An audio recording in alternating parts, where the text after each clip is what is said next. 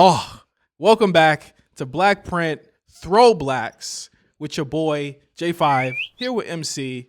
What's going on, y'all? We back to Atlanta again. Just Here's another the thing. We just need a residency. Exactly. Here's the thing. I love Atlanta. You love Atlanta. Very much. We've been to Atlanta together. 2019. Red Bull.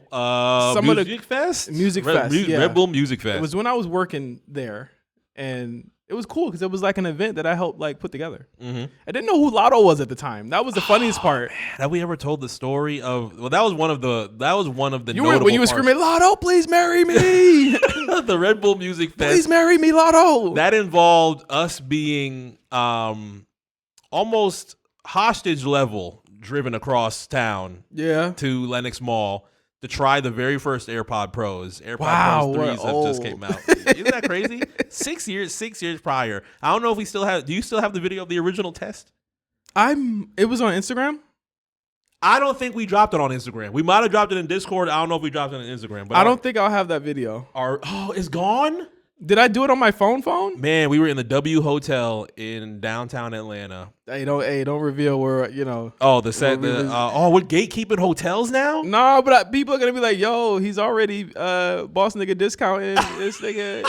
The W Hotel wasn't that bad. I'm poor. Like, what are you talking about? Well, yeah, I mean, yeah, we are. W was poor. fire though. I'm not gonna lie. W was fire. W was fire. The original AirPod Pros dropped that November of 2019. The week we was there. We tested them out. Five's first joint that he played on there was Panini. Yeah, you gotta test you gotta test it with Panini every time. That ended up going well. I didn't really believe in them 100% until I knew that these could be in my ear and not fall out. So I ran down the hall of the W Hotel in Atlanta. They kind of didn't drop, but I ended up returning them anyway after like a couple of days. Yeah, because you got the Sonys. I swear, this had to be on Instagram. The original video? Yeah, this had to be on Instagram. I want to say it's somewhere. I'm looking. I'm literally looking right now. I want to say it's somewhere. But, you know, the way that I deal with my anxious purchases, they could end up being very quick and returnable. So I ended up doing the AirPods. Then I did the Sonys. This man has, and everyone who like knows Mark, was on our Discord, all of that stuff. They know this guy has returned whole laptops, AirPods, iPads. Return policies exist for a reason. You had an iPad. You had an iPad Pro. I said, "Oh, that's awesome, Mark." And then next thing I know, I don't have an iPad Pro anymore. Yeah, it was gone. Yeah, it was gone within like 3 weeks. And then I flipped it for a laptop. I think was it for the laptop? I don't fucking know anymore. You're like the big returner. You know what I'm saying? They give you return periods for a specific reason. You got to use it. I'll never be embarrassed to return within the window. After the window, I'm not going to be like knocking on the door like, yo, you owe me my bread. Nah. So good times in Atlanta between myself and Mark. And of course, this episode, we're going to be talking about Guccimania and DJ Drama's The Movie, our first Gangsta Grillz. Our first... Is this our first Gangsta Grillz? Yes, our first Gangsta Grillz that we've done. Our first mixtape that we've... No, we've done Future. We done Future has a residency on this show, but obviously we did Monster and all of that. But our first Gangsta Grillz, I thought it might have been Trap or Die, but we ended up doing Recession first with Jeezy. Our very first Jeezy was the Recession. We were close to doing 20 years of TM 101, but went into other areas because at a certain point, how much more can you say about TM 101 in 20 years? You can't really say much about it. Bonafide classic. Everybody knows. Favorite records, favorite moments. I think that's stamped. So we're back in Atlanta. We're back to 2008. We're kind of in that little pocket. But the thing is like this actually like mad long ago. So it's not even like the throwback period. And we said this before in the show. How much are y'all expecting from us in the 90s? Remember the one time we were like, let's do De La Soul. And then I don't know. I think Josh was still here. Josh was like, guys, I don't know. The day we were supposed to record for it, I made a cover for it and everything. And I was getting ready to drop it. Josh was like, are we sure? Are we sure we want to do De La Soul? And then I was like, you know what, bro? I don't think we should. Punt this shit. We was listening to it. And I was just like, I don't know how we're going to have a real conversation about this shit. I think it was the month that we went with Green Day and we did American Idiot. Yeah. That was supposed to be daylight. We were going to do, I think we were going to do 3 Feet High and Rising. Yeah. And we're just like, you guys are reserved. Sorry, hip hop heads. No disrespect to De La Soul, but it would have just been us listening to the music and You're just. like, yeah, they're rapping. You remember SpongeBob and Patrick with the freeform jazz? That would have been us. We're doing 3 Feet High and Rising. And we want to save everybody when it comes to those throwbacks. I just feel like there's sometimes like obviously next month we're gonna do Corn Follow Leader. Yep. So like that's 97, but like that was like a zeitgeist. That was something I was a part of. Mark, you were a little bit younger, but like you knew about it. Like you know, you about lived the it. album. Yeah, it's a little bit different. Like we gotta live it. I didn't live that. So like I don't really have a frame of reference. That's why like everyone loves the stories that we tell. Everyone loves the background. Everyone loves all that stuff. They really loved it for Limp Bizkit. They're gonna love it for Korn as well. But like they love the stories in the background, and I feel like we get more of that when you live it. Yeah, Limp Bizkit still exists as our oldest throwbacks. That is only at the year 2000. So we have not done anything, if I recall, just to double check here, I don't think that we've done anything 90s yet because, you know, how can you tell the stories of things that we experienced when we were like, at least in my experience, anything from 97, I'm 6 years old. What can I tell you about that? We can't really do like Ready to Die, No Way Out, All Eyes on Me. Like these are albums that have been talked about ad nauseum. Like Illmatic. Like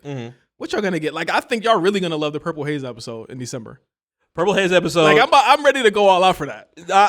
I think we're getting well prepared for Purple Haze, not only in December, but just like how you said, when it comes to like Ready to Die Live or Death, like we're children at that time. Yeah. It's a little bit different compared to, you know, other shows that might have been able to experience it as a teenager, and they can tell that story from a much different perspective. And that's not high school. That's not to say we don't have reverence for the albums. Like that's not to say we don't like literally I want to do the Blueprint really bad. Like that's my classic. You know what I'm saying? But like, what more can I say about it? I love it. You love it. Let's, you know. I mean, if we do Life After Death, I just want to ask the one question. How the fuck did those last 3 records come out in those final moments where it's just like, I'm going to kill you, motherfucker. I'm going to kill you, motherfucker. Oh, yeah, word. And that album still came out. I mean, you kind of can't stop it because in 97, it's already pressed. It's already printed. It's like, that's so odd. And isn't that the timing of Life After Death, I think, is not spoken about enough. I've seen Fat Joe go, yo, it's supposed to be on Life After Death and this and that. And I was in a recording studio and this and that. But how many people are asking the question of those last 3 records of being whispered, I'm going to kill you, the response to Tupac, who has been dead after like 6 months. It was 6 months around that time. And then the end of You're Nobody to Somebody Kill You. That's one of the eeriest, as we go into October with this Throwblacks, one of the eeriest moments in rap. He fucking knew. He knew. I don't know, bro. We can't ask him now. That nigga's in jail. And before... We can't ask him now that niggas in jail. Is that as straightforward? I was thinking about this picture of Diddy. And there's many different photos that you can, that's like the craziest. I'm about to say that's a wild set. I don't know where there's like 90 about this photos you picture can think of Diddy the other day. For those that might be listening through audio right now, it is the photo of when Diddy was at a party. I don't know where it was. Might have been in New York City, and he literally dropped his pants and was dancing and started dancing, and everybody was just like, that's Sean. that damn Sean. That damn P. Diddy. At it again. His thing on the ground. Little did we know. Something more sinister lurked behind the surface. Why didn't people ask questions then? I mean, different time. We like to say different time. Hashtag different time. We like to say that's true. Time. That's definitely true. As I try and mute my all these damn Yankees. I forgot that you was just a fan of the game. It's playoffs time now, and I can pay attention. I tried. Listen, for everybody that listened last year around the time that we talked about the Yankees and Dodgers World Series, and I said I'm really gonna give the MLB a good shot and watch during the regular season. I tried. We need to go to a game. Obviously not now. We need to go to a game. Dodger Stadium. I think that's something that we missed doing this year because of unemployment. Yeah, but exactly. We gotta go things thinged in 2025, and you know, like things are looking up. Yeah, exactly. Now it's in a much better space, a much calmer space between the both of us. I would like to go to Dodger Stadium and experience a game. I'm not going to be the one that's like trying to bang my sport. I'm not going to be like, yeah, Yankees up, nigga. Dodgers You're the only nigga that's afraid of getting shot, killed, or attacked at a sports event. I heard that's what be happening at Dodger Stadium. I'm just trying to be respectful. All right. That's it. We'll be fine. But listen, we're in Atlanta. Before we start with Guccimania, and because I don't want this to be too far out of the conversation by the time we do the next Don't Steal This podcast, I want to talk about UY SCUTI. Young Thug's album just dropped. Oh man, a lot of flag bearing that you've had to do throughout these past couple of days. Listen, man, the combo's getting crazy. I done had my chain on. I done had my chain off. I put my chain back on. I had to untuck it, and now I got the beanie. I got the hat. I got the chain. I'm about to say, where is the chain The today? chain is out, and it's shining on niggas right now. Okay, so you clean the chain. My goat is fucking back. Okay. And when you make a clip of this, zoom in on my face, my goat is fucking back. I don't give a fuck what you niggas say. He's back. I'm so tired of the way that music is consumed. And the thing is that as I've waited for this album to come out, we've talked about how when music drops, it's automatic take factory. It's the automatic take factory. Yeah, unless and things go with what people say. So obviously, I went to go see One Battle After Another on Thursday night when it dropped. Okay. So when I got out, I went on our Discord, and Josh was fucking with it. A lot of people in the chat was fucking with it. I go on Twitter. I'm seeing niggas dunking it into the trash. I'm like, I looked at the time mark. It's only 9:40. I'm like, how did y'all even come up with that? The album's an hour and 16 or hour 16, maybe 19 minutes. And I mean, to be completely transparent, like we had the wherewithal and the I guess the blessing to know of some songs that were going to be on it before they came out. Yeah, so we knew about the intro. We knew about some of the things that were going to happen on the album beforehand. And I was just like, okay, well, like, they were like, oh my God, I can't believe he's doing this. You listen to the intro, it's like literally 6 bars, 8 bars of it. And I'm just like, it's so crazy how people consume it. But also, I think that the conversation surrounding Young Thug, I think, is a good microcosm or a dichotomy of how people will latch themselves onto celebrity and rappers and entertainers alike. We've talked about Young Thug at length here, I think a couple weeks ago on Don't Steal This podcast when the Big Bang interview came out. And I said at that point, whether you hate it or like it, he's saying something that a lot of artists don't say. He's not being hateful. He's not being harmful. He's saying how he feels. You can agree with it or not, but like that's not a reason to like. People have largely written him off because of the interviews he's been doing, which makes no sense. Yeah. There have been people who have said way worse than he said. People who said slavery is a choice. People who said all of this shit. And people have been like, oh, well, I'm going to still listen to fucking Donda 2. Yeah. You know what I'm saying? Yeah. But with him, it's like he gets no quarter at all. I don't know, Mark, what is okay to listen to anymore. or who is okay to listen to anymore. Because people are ragging on him, and I'll get to the album in a second, for an album that is largely the same shit he's always been doing. It's weirder. I have not had a chance. It's been a busy weekend. I have not had a chance to tap into UI SCUTI yet, but will happen very soon. It's great. All right. I won't say great. It's really good. Okay. All right. I gave it a solid 8 out of 10. What you would expect Really from solid. somebody coming back from jail, experience a lot of different things right now, and They're just trying wants to get Carter. something They're out. trying to Carter for this. There is no, and I want you to listen to it. There is no Carter for it or 6 it. They're trying to Carter for it. Like, Okay. where I'm just looking at it as like a return. Yeah, album. yeah. They're trying to Okay, Carter. okay. They're trying to Carter for this. Like I'm like, bro, he's not talking about fucking pussy 90 times and shit like that. Like the nigga shit with the ER is like that. And again, like I look at that as like y'all really must not be fans.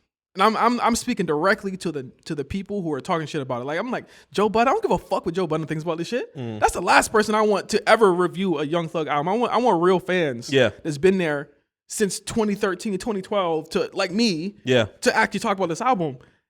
I don't give a listen. He has always done weird shit. Y'all cannot be getting on him now for doing weird shit when largely from 2019 to about 2021, really like Punk wasn't really weird. Punk was very straightforward. So he had largely stopped doing weird stuff. Lyrically, vocally, he wasn't really on what he was doing like Jeffrey even, where he was still using kind of his voice as like an instrument. He's doing that all over this. And I don't know what people expected. I saw people saying, oh, well, shit, it's not grabbing me after the first 5. I'm like, bro, the first 5 songs is literally where he's doing what you guys have asked him to do. Which is talk about what he was doing in jail. Talk about how he was feeling. I think, again, it's really all about, I sound like a crazy man right now. I don't give a fuck. I'm mad. I'm incensed. The chain is steaming right now. People are not going to look at me and tell me this album is whack. It's not. I'm not allowing it. Okay. Go listen to fucking clips if that's what you fuck with, but don't listen to this if this is not what you really like. Like, this is not, I don't know what they expected. And the straightforward versus weird thing, I guess you would say, has been like the talking point throughout the past couple of days. I think people look at albums that have come out for the past couple of years and think straightforward means like bland or there's nothing that's interesting from it. And that I don't think I've experienced from Thug throughout these past couple of years. Now, weird, even though that might be entertaining, also comes with things that obviously cannot be talked about. When you have lines that are like, yeah, I'm going to come back with the K and I'm going to shoot that motherfucker till it's empty. We're not getting that for 15 years. But he not saying that on there. He's still rapping the same way. People are like, well, he got to rap about Jesus. I'm like, no, I mean, he's not and rap like Will Smith like that. He's not rapping like that on here. He's really like, I say this still, there's no way you can listen to this album and not gather that he is still technically proficient. He's still dynamic as a MC, and he still knows how to make a fucking song. There's no way that you can say that. Like, I like Money on Money. I thought that the reaction to that was like ridiculous too. I had no clue why people were like, this ain't it. I look at some of these people's accounts that say this shit. Yeah. Everything to me has always been framed whether whose side are you on. And that's between Thug and Gunna. Between Thug and Gunna. And that's why I say people have kind of latched themselves onto this and created like a war with themselves. Yeah. Honestly, because you can like Gunna and Thug. Yeah. That's completely fine. But you can also admit that this Thug album is definitely better than the last Gunna album. 100,000% better than the last Gunna album. Yeah, last one I have my records. Last one I have my records, but I'm not playing it as much as I was Gift and a Curse. And we've talked about, how sad of an album it was. Yeah. Maybe I just gravitate towards sad a little bit more, but there's some good fucking records on Gift and a Curse. Good records. 101. It was cool. I know you didn't. I'm all right on 101. I know you didn't like that one a lot. I liked 101 the best out of the three. Yeah. But I think that UY SCUTI is better than all three of these. Okay. For one, you don't got the fucking Gunna type beats on here. no default. You got real fucking production here. I saw people getting mad at the Thug album for having like, oh, why did he reference the whoop-de-doo shit? Oh, what? There's a song. He can't reference his own shit? He can't reference his own shit, but also make a dope-ass song about it? Like, I just don't understand what this is, and I honestly feel as though it's because there is an internet hive mind that is already. We've seen this happen. We've seen this happen with the beef. We've seen this happen with the way the clips were talked about this shit. Yeah. There's an internet hive mind that just decided we don't like him anymore. So we're gonna smack this album. Yeah, anything he does, it doesn't matter. Yeah. Only for 3 months later, people to be like, come around and they'd be like, yo, this shit was actually slapping. Yeah. I know this is going to happen. When it happens, I'll talk about it on the show when people start to turn on this album by December. The one thing I think things started getting just a little bit weird to me when Miss My Dogs came out, and the response to it was just, oh man, apologies and rap. This where we at now? I'm like, why? Why did you take the 7 minutes of Thug being honest and apologizing to a lot of the important people in his life? Just like, yeah, I'm kind of fucking up right now, and accountability. That's my disconnect. And as we even get into the movie, which I think is unapologetically Gucci. Yeah. Just off the top. Yeah. What do people want from a Young Thug anymore? I think that he had gotten his rise was I wouldn't say meteoric, but before he went in, he was definitely at least top 3. Yeah, that people were looking out for at that time. Yeah. So now it's like he's out, and it's like, well, what exactly were we looking for? You wanted him to talk about the jail stuff. Like, I asked for this when he got out. He did it. You wanted him to go back to the weirder stuff he was doing. He does it on here. Yep. You wanted him to have fucking straight up rapping songs. He does that on here. What's the issue? And he's explained the cover. I think that was one of the also bigger talking points. Like, oh my God, he's white on the cover. Fuck this album. I'm not gonna give it a time of day. He comes out with a clip and says, "I was just joking. I was just trolling." What fan wouldn't know that he was trolling? And then on top of that, he was just like, I'm not on anything political, but there is a little bit of honesty on it. Like, yeah, you want to be the biggest in the game, you got to be like Eminem. You got to be white. And that's, I thought that was a fact. What has he said in these interviews that he's done? I saw people talking about the therapy comment. I'm like, bro, are y'all serious? Y'all seriously think rappers is the only rapper I know that be going to talk about therapy is Big Sean? Okay, like what do y'all expect from the nigga who made Stoner? What do you expect from that? He has a line that says like, "Shaq feet, I've been gay." What do you expect from a nigga that says and does things like that? What are we holding? What standard are we holding artists to anymore? You call your friend who fucking did something that you felt as though was wrong, was a betrayal. You call him a rat. You're wrong. So I'm gonna side with the guy that I feel as though was wronged. You shouldn't be taking no side. After you heard Thug's side, you shouldn't take no side, because at the end of the day, these two niggas need to settle it themselves. And who knows if that ever happens? It's going to be a hard talking point to be able to do. But it did not affect his music, and that's the point that I am getting at, is that this album came out. And I was like, okay, well, like, they love it, but these people don't. I listened to it and I was like, this shit is fucking riding. He got a good verse out of Cardi B. He got a good verse out of fucking T.I., which is outstanding to me to think that 2025 T.I. had a good verse this year. Hey, man. He got some good shit out of people on this. It's really, really good. It's a really good album. Okay. And I think people should check it out. Remove yourself from the conversation online. It's not real. Because these people, you know what? If you ask them why it's whack, they cannot tell you why it's whack. I promise he's white on the cover, bro. MC, I promise you, they cannot tell you why they don't like it. They can't. Because the one thing I'll say is like, but he just did that on So Much Fun too. Yeah. So what? Well, he's not growing. But he has more introspective songs on this album back to back than he's ever fucking had. Ever. I am a fan for sure. This probably isn't for you. If you didn't like this, you probably liked the version of him that went in before jail, but this is the version of him that I fucking liked. And people, so let's go. And people really like the extremely high Thug. And we've talked about how drugs, you know, are superpowers. He hitting whippets on IG Live, so he might be back. Thug's hitting whippets. He might be back. I'd rather you be doing lean, Thug. If there's any drugs, I'd rather you be doing lean, bro. Depressed Thug is hurting my heart. Yeah. But then for him to say all that and say therapy ain't gonna fix this shit, I'm like, all right, man, I don't really know what to say no more. I don't know what to say anymore. You need to go to therapy though, brother. But let's get into what y'all really here for. Guccimania the movie. A little bit of backstory on Guccimania. He was born. A lot of people don't even remember this because Gucci's so synonymous with Atlanta.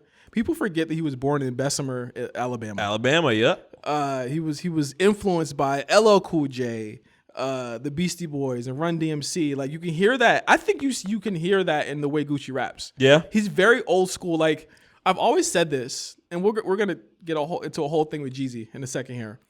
I think Jeezy is better at the moment of the moments of rap. Okay. But Gucci is a better rapper. Okay. I think and at times he's a better song maker when he's focused. Sure. I think that like when you put their discographies together, like Jeezy knows how to make anthems just like Gucci does. But Gucci's a little bit too in the weeds. It's not simple enough. Like Gucci doesn't make simple songs. And I used to piss me off in college when people would say like Gucci's like dumbed down or he's you know idiotic or whatever. Yeah. Like I'm like, no, he's probably a lot more dense and technical than Jeezy is. Jeezy is A to B. Gucci's take you A, B, C, D, E, F, G. And then back to A. And then back to A. You know did you ever feel that? It took me a while, and I know exactly why it took me a while to be able to get into Gucci the way that I have as of recent. So 2005 happens, obviously, everything within the beef that we're going to be talking about. When Trap House came out, we passed 20 years of Trap House as of right now. Yeah. Trap House came out, I was like, not exactly feeling it. And it took me a little bit of time. It was too regional. I feel like Trap House was very like early 2000s Atlanta, and there was a lot of early 2000s Atlanta that I liked, but this was just very, I think, raw. How were you introduced to Guccimania? I think Icy. Yeah. When Jeezy came out in 05, Palm Beach was going fucking crazy. It had to be Icy. Snowman shirts were getting banned left to right. Because Icy was like, it felt like a meme song at the time. Yeah.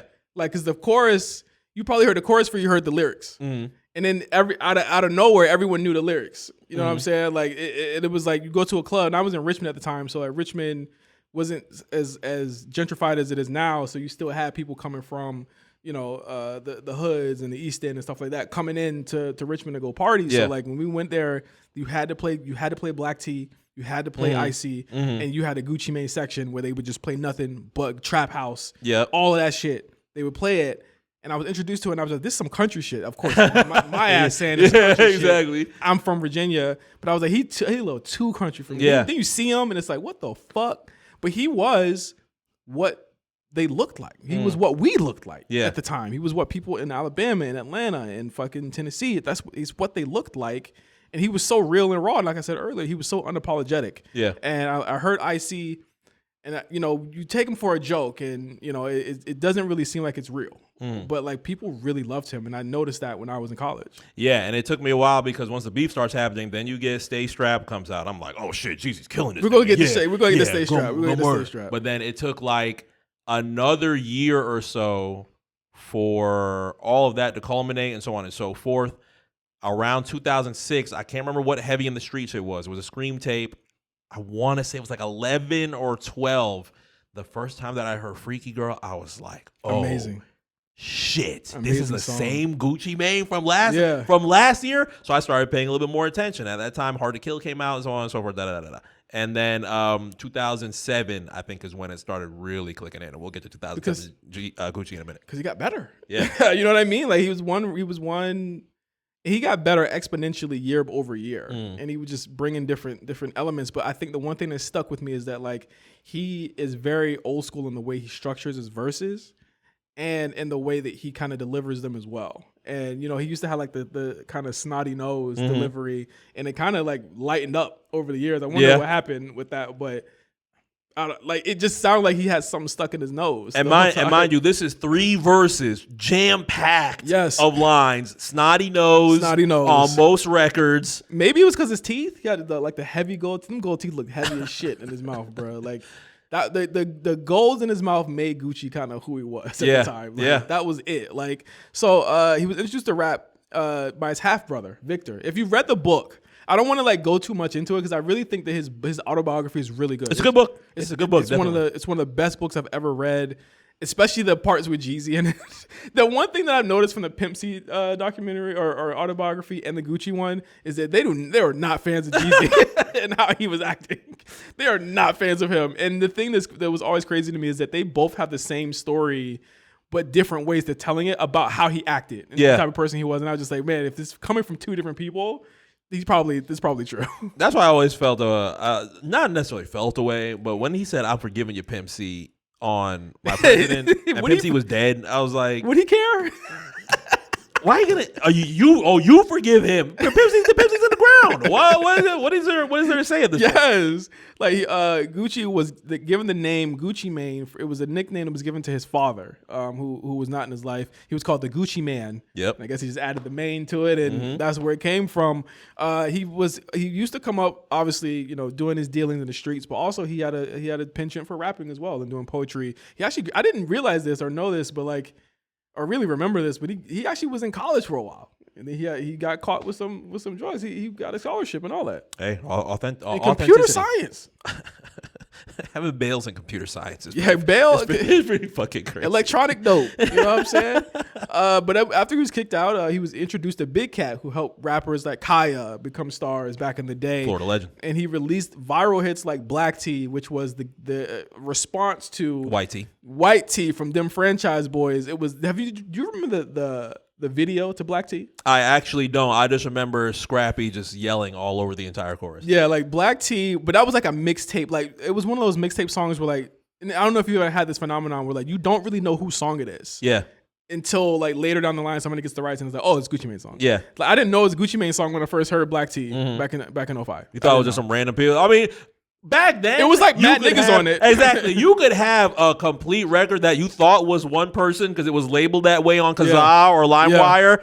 20 years later, you're like, that wasn't even them? No. They were just a feature on the shit. Exactly. Dipset was always notorious for this on their mixtapes. Like they would just have unless it was Cam, you had no clue whose song it was. Exactly. You had no clue whose song it was, or like is Cam a feature verse on it? You had no clue. So 2005, Gucci Mane would have his first independent release, Trap House, which spurned kind of the issue with Young Jeezy, and I won't say danced around it. We've never really had a chance to talk about the Jeezy Gucci beef, which is like a decade-long beef. We didn't do too much of it on ThrowBLKs. I think we kept straightforward to just like Jeezy's career because we knew between Jeezy and Gucci, we would have been here the entire day. But in all actuality, like they're so intertwined. Yeah. At least in the first halves of their career, they're so intertwined with each other. Especially, I would say probably more so Gucci because of what happened. And Jeezy was kind of able to kind of find that mainstream success a little bit earlier than Gucci was. Like Gucci's always kind of, and this is kind of like a trope for his whole career. He's always kind of struggled to find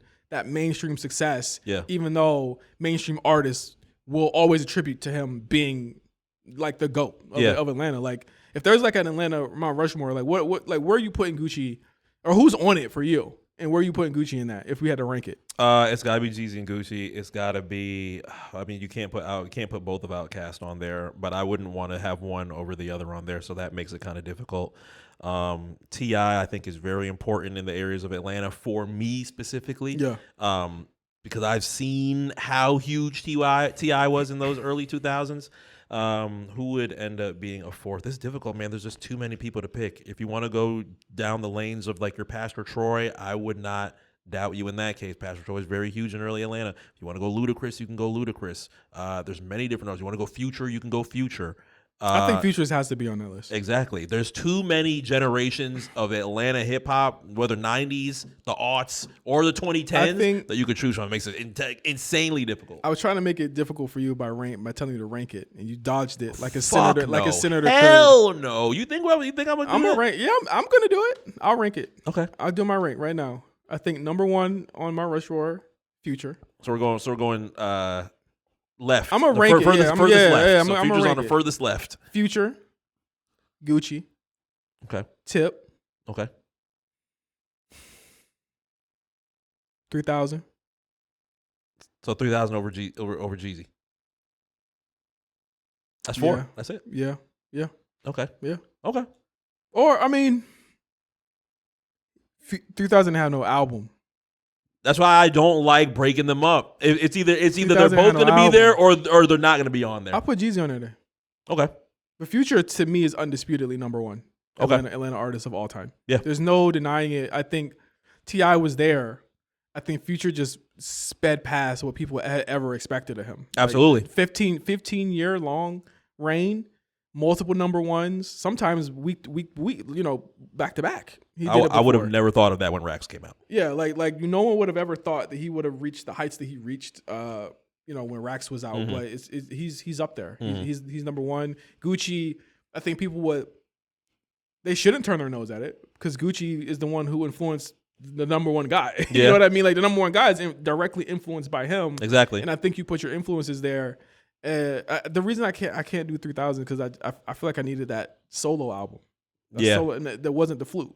Yeah, you're not fucking with the flutes? No. Okay. No. Flutes, what? Bring the opera, man. Anyway. Tell me we got to do From Me to You. We got to do From That'll be the worst throwback we ever do. Joel Santana, let us know. I know a lot of people listen. Let us know if a Joel Santana, From Me to You, throwbacks is something that y'all want to hear. Maybe we could do that as a bonus in December when we do Purple Haze. Because I'm not dedicating a whole couple days to researching Joel Santana's life. There's no way. You don't want to learn about LeBron James? I used to listen to From Me to You. I used to work at Marshall's in the shoe department. I would listen to that album and Snake Property Part 2 on the bus every single day to and from work. You would just, one day I smile. Come on, man. Come on, man. From Me to You throwbacks. There's got to be people that need it could be a bonus. If y'all want it, let us know if y'all want that as a bonus. But back to 05.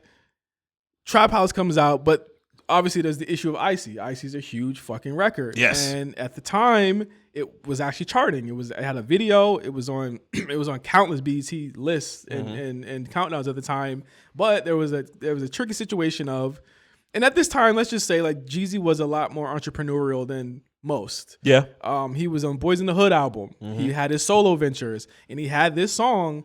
But let's just be real. Icy was a song that made people kind of know who Jeezy was. Like that was what it was. Yeah, Boys in the Hood's really interesting because there's 4 artists that Diddy ends up, gathering together. He has his southern act with Young Jock. Wait, Jock was involved in that. Young Jock was Bad Boy.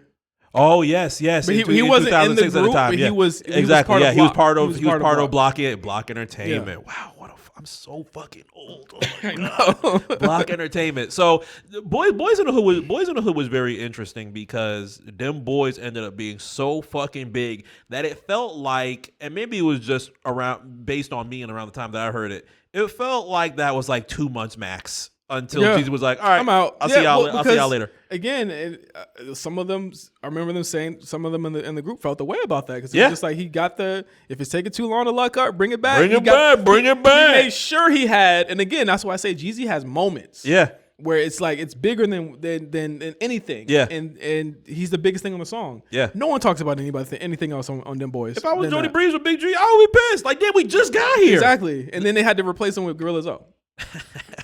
What a bad. I'm not gonna say Gorilla Zoe is a bad artist to replace them with, But you can't replace not Jeezy the same energy. that fast. It's not the same energy. Yeah, but Gorilla Zoe also part of that Block NC whole thing, and so the issue was who owns Icy. And Gucci was whose album is it going on? Yeah, Gucci was not giving up Icy. Jeezy wanted it for his album, and Gucci said, "No, I am keeping Icy for myself." He actually talks about this at length, and he really breaks down, how hard he fought for that record in his book. And I completely agree. I understand it. He brought you onto this record. You don't own this shit. Yeah, it was really Gucci's song, and that caused issues, which started the beef. That almost never-ending beef between Jeezy and Gucci. There were songs that were traded between the two. Round one, Guccimania versus Jeezy. At that time, I was just like, I'm not feeling it, Gucci. I'm just not digging it. This is round one of Guccimania because it was that flow that like you had to be there. Yeah. I guess where they're at to understand, because there was people to that point that was siding with Gucci the whole time because they liked round one better than Stay Strapped. But Stay Strapped was more, how can I say? It was more not acceptable, but it was easier to digest for us. When I heard even your own mama know Radrick Davis a bitch, I said, oh, fuck. But when we learn the truth, like he's doing this over a song that's not his, it kind of. But again, it was a moment over what was the truth. You know what I'm saying? And there was a line in Stay Strapped, and Stay Strapped was a freestyle. You can't find it on streaming. Of course, obviously, we do a lot of these albums, and you can't find a lot of it. It's on YouTube. It's called Young Jeezy Stay Strapped. It's him rapping over the T.I. ASAP beat. Yep. There's one line on there where Jeezy says, "I'm putting money on Gucci's head." A literal bounty. He put a bounty 10, on Gucci's head. 10,000 on Gucci's head.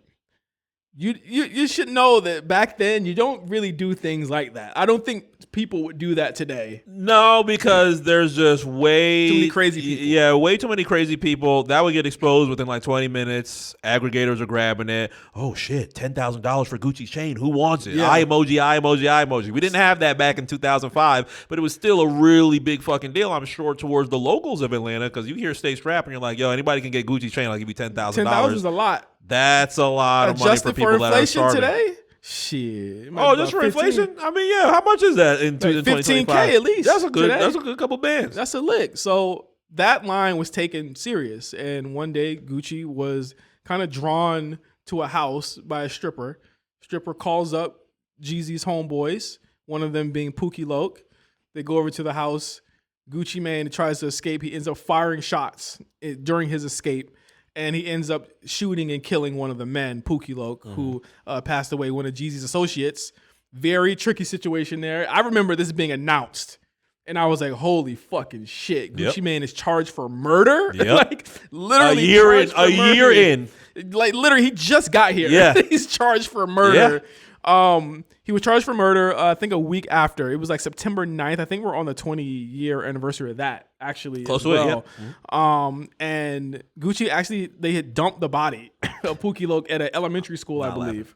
I'm not laughing. I clean my face up quick. I'm not Dig laughing. your partner up, Betty K. Say nope. Shit. I'm not laughing at all. So he was set up and then basically killed them. He was formally charged with murders, even though the charges were dropped later due to insufficient evidence. Gucci, of course, would go on to say that he was, I mean, that's the truth. Like, he was shooting at them in self-defense. And there was no Stand Your Ground in Georgia, right? No, Stand Your Ground is pretty in Florida, which was like late 2000s, maybe early 2010s, around all the time that stuff happened. So the tricky part about it was Gucci was actually in prison for another unrelated charge at the time when he had to actually go in after this whole thing. He was found. They dropped the case when he was in prison for another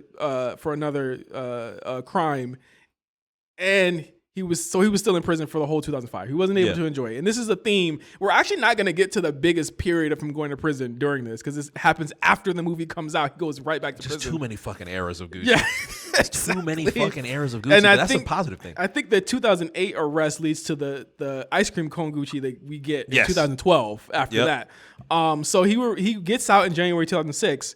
And he hits the ground running. So it culminates in an insane run of mixtapes and albums. And I'm going to name some of these. Chicken Talk. Oh, man. I think Chicken Talk is where I needed to stop, where I stopped hating. Yeah. 745 came out, and I was like, oh, you son of a bitch, you're getting that Jeezy, but I'm not going to admit it. Fuck you, I'm not going to admit it. But then I heard Swing My Door, and I was like, oh, fuck. Chicken talk is where you kind of. Chicken talk is where you kind of had to stop denying. Yeah, exactly. Chicken talk. I was like, I'm keeping one eye open because 745 is fucking trash. Nigga, yeah. Slick my door and street niggas. I cannot deny. So let me name these. Let me name these. Chicken talk, Ice Attack 1 and 2, Bird Flu. Bird Flu was so fucking funny. No Pad, No Pencil. Absolute 1000% classic. Yes. EA Sports Center, once again, another fucking classic. Yep. And Hard to Kill, which was an album, but it was largely like a compilation of songs put together while he was in jail, right? No, it was from these mixtapes. Okay. It had Freaky Girl at the on time there. on it. Go Ahead was on there. Pills was on there. Yep. Pills was another one that I was like, this son of a bitch just keeps doing it. Hold on, let me These shits are crazy. Let me look it up. What was on Hard to Kill? Yeah. Let me Pills was on there. Freaky Girl was on there. Go Ahead was on there. Oh, what's the shit that he? Street Niggas is on there. Street Niggas was on there. What did he diss Jeezy on? Oh my God, the record where he was like, "All my niggas around me bust heads." You dig? And he put the thing. I was like, Gucci, you are green as fuck. What record was it that he dissed Gucci on?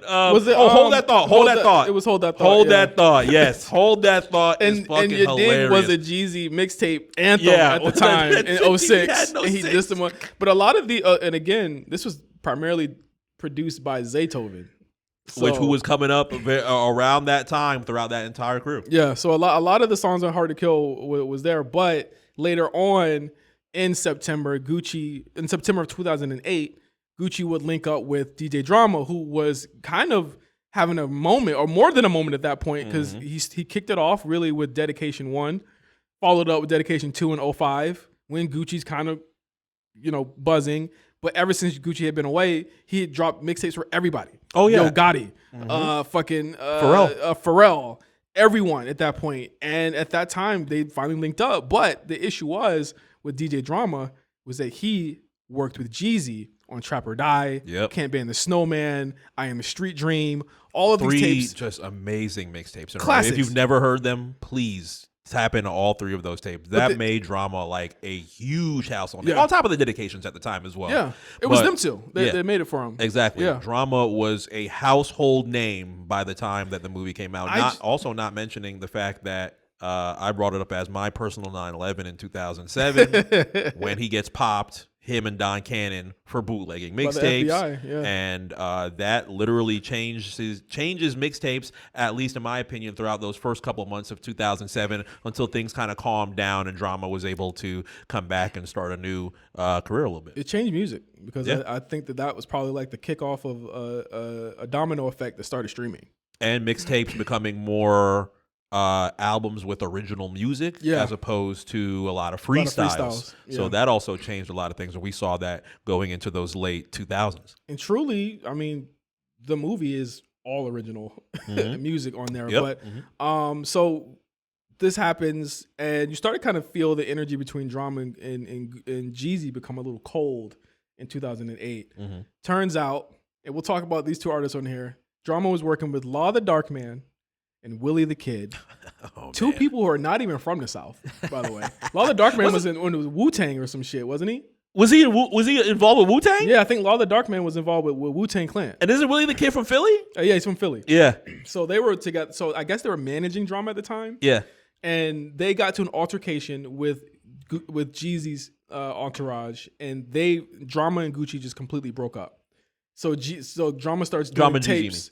Huh? Drama and Jeezy. Yeah, Drama and Jeezy.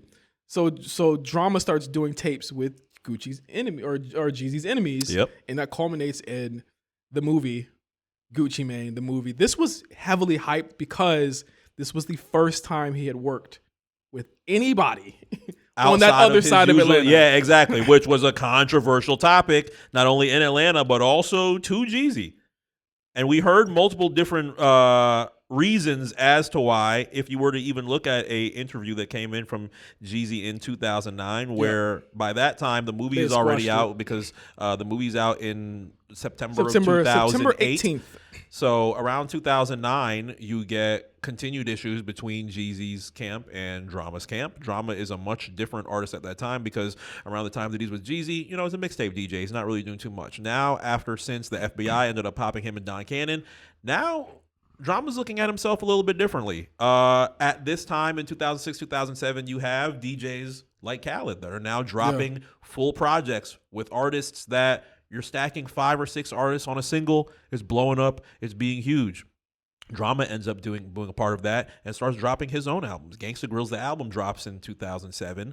Volume 2 drops around that 2008 period, around the time that the movie comes out. And you get the third album, maybe a little bit like 2010 or so. How did you feel about Drama's albums? They were terrible. You didn't like them at all? I didn't like any of them. Nothing at them? The first album I liked a lot because I thought The Feds Taking Pictures was a very good first single to have after that FBI stuff. And you got Jeezy on there, which he ends up noting in these quotes where he starts talking about his issues with Drama. According to Jeezy, Drama just started acting like a bitch. Drama wanted to be Khaled, but he didn't want to help nobody, said Jeezy in an upcoming issue with XXL magazine. This is from a 2009 interview. He just changed, period. Look at his crew. The same niggas ain't around him. You ain't never been in no streets. I could never have no beef with a nigga like that. He's a cornball. You made millions off my mixtapes to the point where the fucking Feds scooped you up for bootlegging. I never even made the money he made off of Trap or Die or The Streets is Washing because they were selling and distributing them and making money. We will never do a mixtape together again. I didn't charge that nigga for 5,000 Ones, which was a single on Gangsta Grillz, the album Volume 2. Yeah. But then when I need a tape for one of my artists, you want to charge me $20,000. That was his thoughts in 2009. Obviously not mentioning the fact that there was the altercation that had already happened. Yes, where they jumped Drama and try to take his chain. Yeah. So at this point, there's a lot of interesting things that you hear from Jeezy in 2008. The recessions around that time. But honestly, by that next year, just to go ahead in the story a little bit, Drama was kind of the reason why Gucci and Jeezy had a truce. A very brief truce. Yes. You knew that truce was bullshit. You know what? I don't know if you know what I'm gonna bring up, but at the end of that phone call, Jeezy said, "See safe," and hung up. And I said, "Oh no!" He just fucking threatened the nigga, man. That's why Flock was like, "Oh yeah, all right, bet," and went off on that nigga after that. But that is the shaky grounds that we're on as we go into the movie, because what was happening here was you now have Superstar Jeezy, and with Superstar Jeezy, you're kind of, I won't say losing the underground of Atlanta, but Gucci runs the underground. Yes. That's just what it is. Yep. At this point, he's running the underground. He's putting out more projects. He's dissing you constantly. Yep. And he's the people's champion. Let's just be clear. He's the people's champion. You're on songs with Jay-Z. Gucci and he ain't never Jay-Z, Rihanna. Yeah, like Gucci's not doing that. Like he is as street as it comes, and that's where we're at with the movie. Intro, of course, director's chair.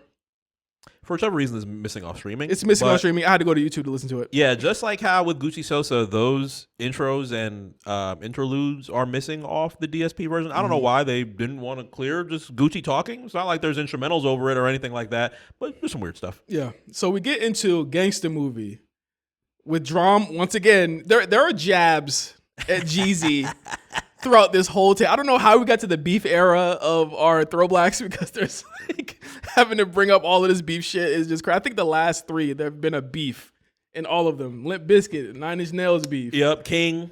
Yep. Who knows who he's talking about? We don't know. Lil Wayne. There's been a beef in a lot of our ThrowBLKs this year. It's just the way this is what we're Plies, there wasn't a beef. There was just a shooting and a killing. With the crack ass crackers. It was a beef.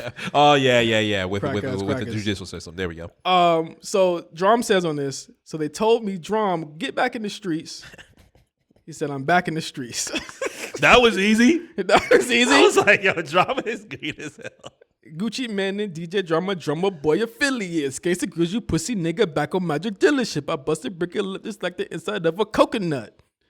The thing with Gucci, come on, man. As he starts coming into this intro, I'm wondering what it's like from his perspective. He has to be beaming from ear to ear. It's like NWO shit. I just got Eric Bischoff. I just got Eric fucking Bischoff. I'm doing this. And told him like, yo, I literally cannot do this without your vision. You are the person. Yeah. Then again, that's also a respect thing. Like, I don't think he's ever been in a position where he's like, yo, fuck Trapper Jai.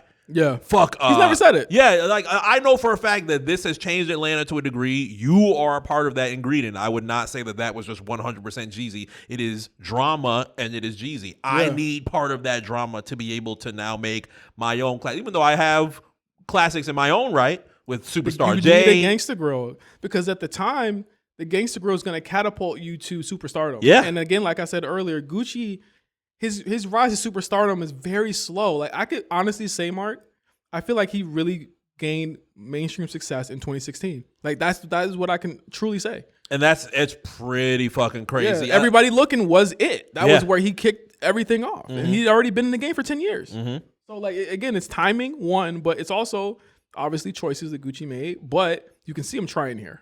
And that's what's important. Absolutely. And I think that's what would you consider 2016? The fourth rendition of Gucci? Yeah. Which is insane. Because you have this on, like, Gucci. The second, we're on like I don't know, we're still on the first one right now. Yeah. Well, State vs. Roger Davis probably ends that part because he goes back to prison, I think, after State vs. Roger Davis in 2009. Yep. That was I'm Sorry Gucci. Yep. Then we get out with Reckless Gucci with the ice cream cone. Yep. Then he goes in for a long time, and then we get Clone Gucci. Clone Gucci. This verse is fucking crazy. Yes. Right? I like this being an intro. I think that these beats, like the production that Gucci is getting in 2008, as we are in a little bit of a spooky season. Yeah. I think we need to Nightmarish. use a little bit more. I think we need to implement a little bit more of these in some of our horror soundtracks and our horror playlists. Where is Drummer Boy? God damn it. Because he made this one. He makes a lot of beats on this. Yeah. And that's fucking crazy. Drummer Boy should still be pretty active. I wouldn't be able to tell you if he's produced anything in 2025. Let's take a look at as you keep talking. Let me take a look at Drummer Boy's Genius page. Gangsta movie, huh? Moving, want to see some scary shit. Two niggas tied up together, dicks cut off. It's very scary. I said, wait a minute. Wait a minute. This is the era of we represent destruction, nigga. Death, mayhem, murder, and madness, nigga. You try me, you gonna die. You try the squad, you gonna die. A slow torture, cut your pinky off, your dick off, broomstick up the ass. I'm with all that shit, nigga. You got the right man. That is this era of Gucci. So keep in mind, you're gonna be hearing a lot of crazy destruction, nigga. Mayhem, murder, madness, nigga. If you imagine being just a bystander walking down the street at that time, and you see a group of just Flocka, Frenchie, keep in mind, Gucci. Waka Flocka was giving clubs hell at the time. It was just pure black tea. You know what it is. How was Brick Squad not banned from every club at that point, bro? Like this is Gucci's like YNs at the time. And we're at least a year away from Flocka. We haven't even met Flocka for real yet until this time next year. Oh, what a good time. OJ looked like a Barney, the dinosaur. OJ had the 5X polos, the really colorful wild flea market polos. Just a different time. We're like just learning of OJ in between that time. Because I think Trap Say A is a couple months away. Yeah, I think Will Chamberlain Part 2 drops like December of 08. So that's when we start getting like Half a Brick. We start getting I'm Getting Money. And the infamous Mike Will freestyle with I Came From a Long Line. No, when the way OJ walked up, no, hold on. He was cool. He was just like, he walked in, then he said, hey, his whole face changed, bro. You gotta lock in. You gotta lock into the character. These are old trap DVDs that you can't find anymore. Old hood DVDs. What DVD was it? Was it on the come up? I can't remember if it was the come up. I just remember them saying, "Yeah, this is our new producer. Yeah, Mike Will." He wasn't even called Mike Will. Made at the time. He looked like a teenager. Yeah, exactly. He was a fucking young kid at the time, just hanging out with Gucci and OJ, and they're destroying his beat. Obviously, intro. DJ Drama has this iconic line. I heard this motherfucker's going around saying they made drum. You know what I tell him? Okay, make another drum. And the funniest part, the entire song gets cut off when he says make another drum. Not even just like yelling over it. just make another drum, and then scream. I thought that was hilarious. So crazy, bro. But again, he was jabbing Jeezy, bro. He was done with that nigga. Yeah, I mean, for one, Jeezy talks a lot of shit, especially in 2008. Now, he was on top. I mean, we're what, a year and a half away from him going to Ross. Yes, actually, yes. We're very close. Because at this time, 2008, so Recession's on the way. We've already done the USDA album. Yeah. That was last year. He's on Rihanna's album. We're waiting for 10-103. Yeah. We're waiting still for waiting 10-103. for 10-103. Rated R is until next year. Because Yeah, I remember 09. he was on Hard talking about, I got Louis belt, Louis chain. Yeah. What that made me Louis Mane. Which I was just like, all that right, is man. fucking. That was his response. Yeah, I was like, Pookie Logan's in the ground, my brother. Exactly. By that time, Guccimania is going crazy in 09, and I'm like, that's what you have for Gucci? Yeah, Gucci is hitting that in every single city in the South, and that's what you have. I was like, yeah. But again, Jeezy was a lot more palatable like he was a lot more easy on the ears to people in the East. Absolutely. And that's where he was winning. And Gucci was just not winning the East Coast until literally Southern music and the track, like Future, I feel as though it hit the strides that he made it okay for when Jeezy got out or Gucci got out in 2016 to drop it. Everybody's looking at people like, okay, Gucci is who they say he is. Absolutely. I think that's the moment where people did that. But we were led into Add It Up featuring Jason Caesar, who was kind of like the go-to singer. Uncredited. For Atlanta people back in the time. Yeah, Jason, you know Jason Caesar, but you don't know the name. Yeah. You know what I mean? You've heard him on songs and you're like, oh, that's who he was. Unsung hero. He did a lot of stuff with T.I. too. Back in the day, I'd love to hear the stories of the uncredited singers, like those that. I mean, there's the huger ones, like originally when Total was not credited on Who Do You Love, LL Cool J, uncredited singer. I think Faith was uncredited on One More Chance remix. Who else? There's a lot of different uncredited. If you want to go super uncredited, you can go Marsha Ambrosius on Cry Me a River. Yep. Like at that time, those artists that we're now bringing up that end up being huge R&B artists end up being uncredited in a lot of their biggest moments where they're probably looking at it like, yeah, I didn't really expect this to really blow up. I was just in the studio hanging around. There's like, hey, you want to come in and sing this one part? And I was like, yeah, come on. I feel like Jason Caesar needs an award for the added up chorus. Add it up. Yeah. See your homie, turn it up. If you used to make you mad, this gonna make you madder. Add it up. Got the fire, back it up. See your homie swagged up. And then you get it's a Gangsta Grillz. He was the boys be those Atlanta uncredited artists make a lot of the biggest records that come out from that time, and I think Add It Up was definitely one of those good ones. Now, I will say I haven't listened to this project in full probably since I was 17. So to have the recollection of what is going on in these first couple of tracks, I was like, okay, I'm seeing where the classic moments were. I knew exactly where the classics were for me coming back and revisiting the album since it came out in 2008, but listening to it now gave me such a different appreciation. And I'll say this right now, this still holds up today. Yes. It still holds up today. And you can hear the influence today. Yeah, it definitely. But then Guccimania jumping on my Beamer like a stomach on my stump. Though my leather is so soft, I put the top off in my trunk. Baby shaking, getting places 60. See me in my donk. Picked her up in the purple vet. Deuces back, 20s in the front. Say I'm swagged up. I'm swagged up. In September 2008, I just want to let y'all know, the only thing Gucci was interested in was destroying the parking lot. Yeah. Fucking your girl and your chain. Drugs, the chain, and, keep in mind, great values. And keep in mind, this verse, it's just one verse. Yeah. It's like 50 bars on this one verse. Like, my plug half Colombian, Guccimane's that Negro, smoking on this weed though. My girlfriend is bilingual.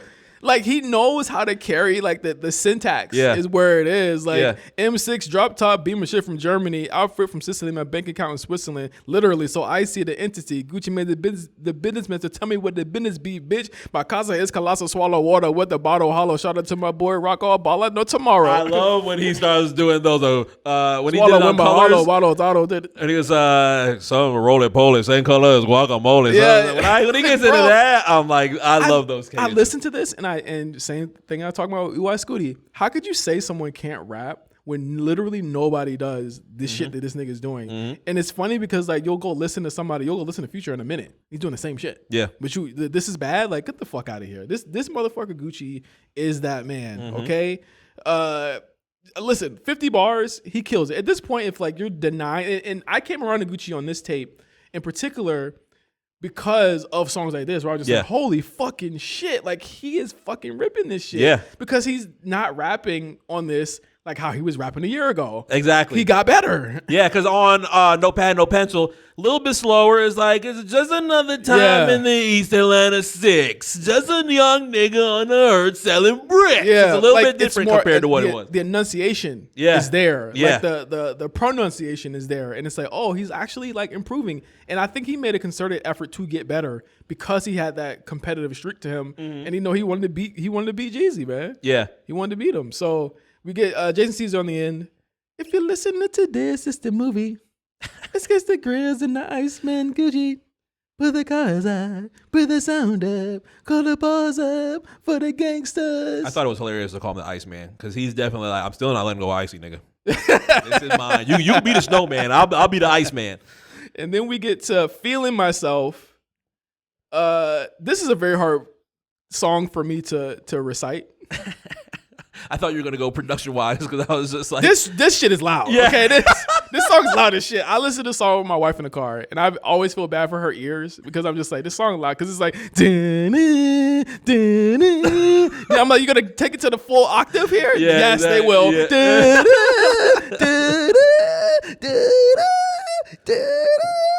If you would have told me this is gonna be on NBA on NBC next month, I would not be surprised. It would fit. It will honestly fit. I got juice like Bishop, paint pretty like Richard. I'm with how does he like? I don't want to fuck this up. It's so hard. So proper respect. Yeah, it's so hard. I got juice like I got juice like Bishop, paint pretty like Richard. What's the next line? Something with Emmett Game and Antoine Fisher. Oh yeah, something with Emmett Game and Antoine Fisher. And I am legend just like Fresh Prince. But if you Will Smith, I'm a Braveheart Mel Gibson. I'm saying L. Johnson because I think it's time to kill him. The right wrist Diddy, but my left wrist 50. I'm living like Pac, but I'm spitting like Biggie. A shout out to Alita. Because the voice was so pretty. Come on, man. I say I feel like Pimp C. I feel like Pimp C did it. Gucci Tarantino just call me Young Quentin. Or Gucci Nicolas Cage, I'll take your girl in 60 seconds. Gucci Mane Travolta, doing the slow dance. The dab is doing the slow dance. He lost me on that bar. I was just like, oh, John Travolta. Okay. Yeah. His like, rims doing the slow dance. Yeah. Is crazy. So call me So Icy Ventura, got you laughing. Ha! I thought this next line was crazy. Keep dough like dough. Keep dough like Homer. She's sucking like Maggie. I'm like, wait a minute. March? Yeah. Maybe. I got the donk beating my trunk so the police start tripping. Sir, I'm not dry racing. I just have a large engine. I don't think you're feeling me how I'm feeling myself. You suck his head on Gucci Mane. It's bad for your health. Again, the old school shit. This is old school. Yep. From the era, from the 80s. Jewelries, cars, clothes, women, and wealth. So you hating on the kid, it's like you're hating yourself. Get a good ticket because that dude here spending $1 million here right in 15 minutes. Cash a damn check, caught 2 hard top Bentleys. $250,000 gone just 15 seconds. Again, the movie lines, the movie references, all in here. He took the fucking theme and he fucking crushed it. Okay, there's a lot less of this, and I like Birdprint, and in some ways, and the Birdprint obviously is the third part of the trilogy. Of the movie trilogy. Yeah, it's the third part of the trilogy. I think there's elements of Birdprint that I really prefer over this. Okay. I think Birdprint from start to finish is probably a better project. But I think that he stuck very hard to the theme on this. And I think that's why I appreciate this one more. Yeah, the movie, you can tell he's trying to make sure that he matches up to the level of classics that Gangsta Grillz provides. Like, you don't want to drop a whack Gangsta Grillz, especially with drama on the head. But now once you drop your classic, it's okay. Movie part 2 comes out and it was like, he was in jail. To be fair, he was in jail. Okay, so they sequenced the album for him. Okay. But then Birdprint 3D comes out and it's like, nigga, I know I got classics. But we gonna kill this shit. He was nuts when Birdprint 3 came out. Like, when Birdprint came out, he was like certifiably insane. Survey said, they said, I'm not hot. Listen, I don't owe nobody nothing. Take it like the Red Cross. Get it in blood. Get it in blood. Feeling Myself is three fucking verses. Yes. With that one beat. Yes. I'm gonna be real. It took a minute. After the second one, I have to turn it off. Your ears do start hurting after the third verse, bro. Car Test though, amazing. Yes, absolutely. There's a lot of things in here for those that listen to the first two Whip Test playlists. I wish I would have put more from the movie on these Whip Test playlists because some of these are. I wish. Was it on streaming? Was it on streaming when you made Whip Test? It might not have been. I think he put a lot of the tapes out in 2017. Like a lot of them say 15 on the date, but I think he didn't do it until like 17, 18. So they might not have been out at the time. They were there illegally. I remember that. Yeah. Some people will just upload them and then they get pulled down. But then Gucci himself put his mixtapes up, so that could be a possibility as to why I wasn't there. But it made me wish, God, man, I haven't had the moment where I could just have 12s in my car and just blast. You trying to be? Hey, you do that out here? Cops gonna have your ass on the ground. I think that culture is done though, isn't it? It's not done. I right up the street from my house, they have got car clubs all the time. Oh, car clubs and all that. They do that. But it's more like I think it's more like from the influence of Fast and Furious than it would be like from hip hop culture. And what I mean by that is like, you don't really see too many people right now riding around on 26s. I think the 26 shit is done. TVs in the back of your car is done. You don't want to do that out here because all the potholes out here, though. Oh, yeah. Your shit is getting fucking destroyed. But I think like surface level, if I were to keep something from that era of people like really, really being into their car and putting things in their car, I think would be the 12s. I think I want subs in my car. It's the Midnight Club 3ization. Yeah, exactly. Everything. Like Midnight Club 3 was like, this was around that time. You know what I mean? This is it. Exactly. Know? And I like that time. I never really found myself to be the person to own one of those cars and be like the people that are pulling up to the car events and so on and so forth, the lights in the car and so on and so forth. I always appreciated it and respected it a lot. But as far as like car culture from what I would have loved, I think the one thing that I would keep alive is having 12s. Yeah. Next song, I'm a Star.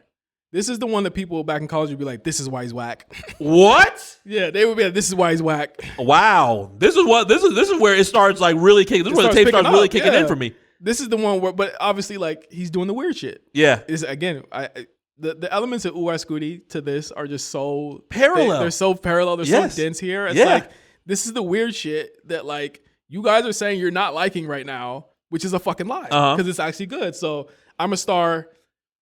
The beat is fucking heroic. All right, like I'm a star. I'm looking like a star. Everything is up to par. Just look at my car. I'm a star. I'm looking like a star. Everything's up par. I'm looking up the car. My shade game crazy, baby. Cavalli's and Gucci frame. My shoe game crazy, baby. Louis don't like it, man. My ice game crazy. Gucci got them stupid chains. My tone game crazy. I'm going black tonight. Black tonight. I'm on the wolf. Hold on. Hold on.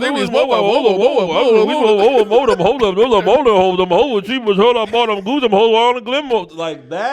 When I heard that, I'm just like, wow. A lot of the things that people give credit to like Thug for, or like having just like the Future too. Insane, and Future as well for having just like that insane, wild, like what is he saying type of flow that ropes you in. This is what's the Future song that people tried to make go viral last year? Plutowski. Plutowski. Yeah. This is Plutowski. Yeah. Literally, like it's the influence that derives right down the middle. Like, and I'm not saying like, just to go back to UY SCUTI for a second, I'm not saying that all of it will hit.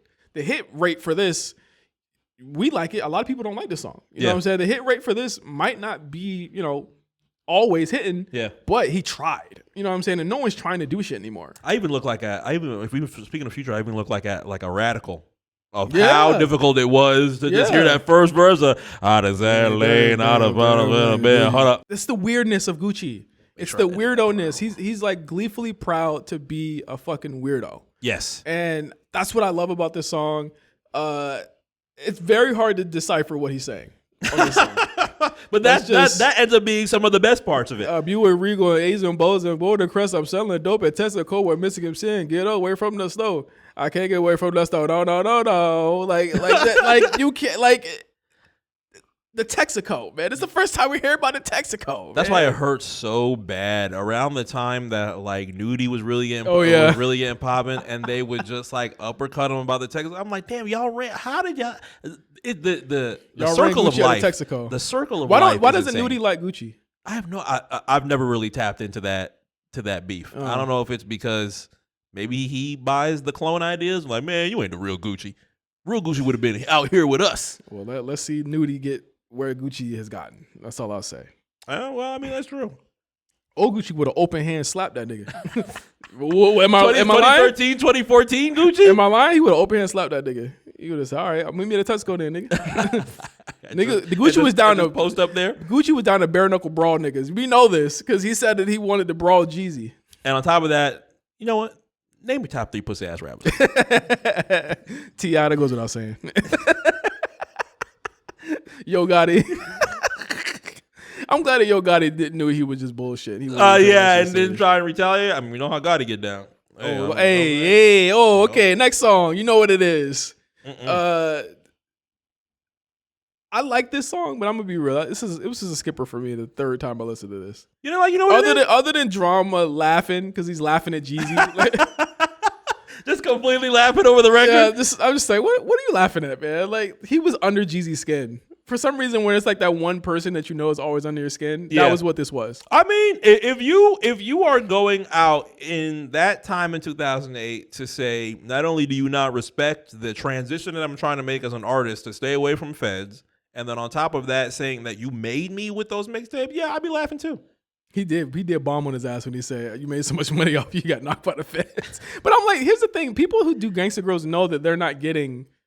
It's for exposure. It's literally the exposure tape. Did you want to get paid for Trap or Die when that literally helped you make TM101 and sign with Jay-Z and be the gigantic artist that you are? Like, if anything, Drama marketed the tape for you. You didn't have to do anything. You just sat around and just said, hey, Drama, do it for me. Just pure, I won't say pure greed, because obviously you might want every single dollar that you can get from certain points. I'm just saying. But thankfully things are better now to where even today, I think the Jeezy and Drama tape dropped today. Was it? I think it drops today. Still snowing. I'm snowing. I will not. Not going. Not really. Not even one play. If they snowing, I'm not going. Wow. Okay. The reverse. Why do I need to keep going back? Why do we need to keep going back? I liked Snowfall to where I think that I would give it another listen. So Gucci's on this. I'm in Miami with a wife beater, feeling the breeze. A wife beater, but a mom married, looking for skis. You said classy. I said did I said bitch you with tease. There ain't no tease of Gucci, man. I need a girl that's freaky. I like this. This is like a cool ass breeze ass song, man. I fuck with this song a lot. Like the part that is like infatuated with need for speed. My needs got me buying Lamborghinis, and they run it back like 3 different times. The syntax. The way he delivers it, the way he pronounces things, he just got so much better at that shit. And this is and I think it's not hard to see why a lot of people started gravitating to Gucci after this tape. Yeah, I think I truly think that this, even though yes, there were classics beforehand, and I think that there are multiple records that are on the previous tapes, because mind you, 2008 is a jam-packed year for Gucci. You have Gucci Sosa, you have what other ones? What other ones that came out in 2008? All the Wilt Chamberlains that came out in 2008. Ice Attack came out around that time. Which Future paid homage to on We Don't Trust You. Ice Attack. Yeah, There's a song exactly. Ice Attack. Yeah. Exactly. So many different generations that came from it, even though we get much larger renditions, more pop variants of Gucci within these next couple of years, this is where it starts. Yeah. Jason Caesar also on this song as well. Next joint, I'm gonna try and get through this. It's a lot of songs over here. Yes. I don't like this song, Georgia. I liked the hook. And I'm going to bring them things to East Atlanta, Georgia. This was a skip every single time, bro. There was too many Georgia songs out at the time. You had Field Mob. Yeah. I think Gorilla Zoe had a Georgia at one point. You had this Georgia. Like, it's too much Georgia. Georgia Zoo. Georgia with, Zoo. Ludacris. Like, all right, man. Come on, man. I skipped this one. This was a skipper for me. Yeah. 2008 Gorilla Zoe, even though I was a big fan of Gorilla Zoe at the time, Young Jock is, as we just heard Young Jock on You Know What It Is, Young Jock is also trying to make sure, hey, I got this artist for y'all. If y'all not fucking with me like that, I got Gorilla Zoe, and Hood Nigga dominated. I loved, a funny album to go back and talk about. We don't got to do a throwbacks on it. Gorilla Zoe's first album, because it is fucking hilarious. The classic cover with just the don't feed the animal? Yeah, don't feed the animal. And he's just staring directly into fucking camera. He has some fucking records on that second album though. That second album was really good. What It Is was on that second album. You know Echo what it was is. on. Yeah, you know what it is. So you know what it is. What else is on there? Echo was on there. Mm-hmm. He was trying to go in his pop lane on that second one too. He might have had the vision before most niggas said, now you're in your own damn. What does Gorilla do now? No. And I'm gone, and you know not alone. Two Gorilla Zone 2025. Isn't he still dropping tapes? I hope not. Well, I'm sorry. What? Isn't he still dropping tapes? We could do a throwback on the classic. Don't Mess with the Zohan. No. Gorilla Zone. You want to do that tape? Oh my god! All right, so this leads us into a problematic song. I know if you've ever heard a Gangsta Grillz from around what Mark between 2006 to 7 to 9. 09, yeah. 7 to 9. You probably heard this song before, or you've seen the video. It's called "Love for Money." It's Trey Songz, DJ Drama, Gucci, and Willie the Kid, I believe, is on this as well. And Young Jock and Bun B. This was the automatic skip on every Gangsta. This is on, no lie, y'all. This was on at least 5 Gangsta Grillz tapes. Wasn't this on one of the? Well, no, he shoehorned Willie into one of Wayne's songs. On the tape. Oh, he put him on Canon. Yeah, he put him on Canon. Yes, he shoehorned him on the Canon. I know Wayne didn't know who the fuck that was. No, when he heard that. Absolutely not.